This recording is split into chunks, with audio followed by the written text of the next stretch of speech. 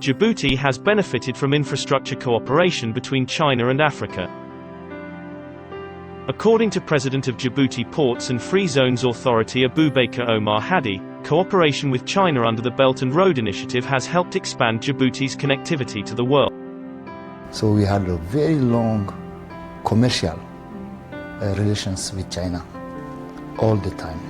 We have good relations with Chinese companies as partners, as investors. We are co-financing several projects in the country, ports, railway. We are also co-financing free zones. Chinese enterprises built Darala Multi-Purpose Port and the Djibouti International Free Trade Zone are among the examples.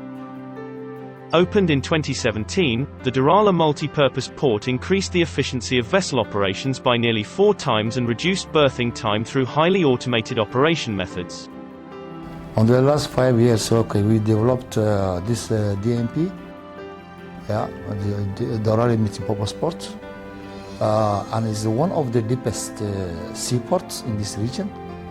So we are achieving very good productivity all over Africa. The Djibouti International Free Trade Zone has been in operation for nearly 4 years. It is now home to about 200 companies. 这样就能够促进吉布提的经济多元化，多元化的发展，就有高附加值的多元化的发展。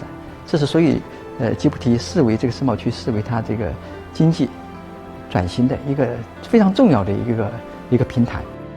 The Chinese-built Ethiopia-Djibouti standard gauge railway is the first transboundary railway on the African continent. The railway has created jobs for young Djiboutians and boosted the regional economic development. This is a new company, this new technology, so we got some knowledge from them. So we can drive the train as well. So for the future, this is the new for our country. So we have to expand and learn, and as well as we serve our country to get more knowledge and get this technology to expand in our country. 目前的话，在雅吉铁路吉布提段的话，总共有600名当地员工，依托的这5年的这个专业技术化培训，大部分的当地员工都能够胜任这个相应的这个岗位。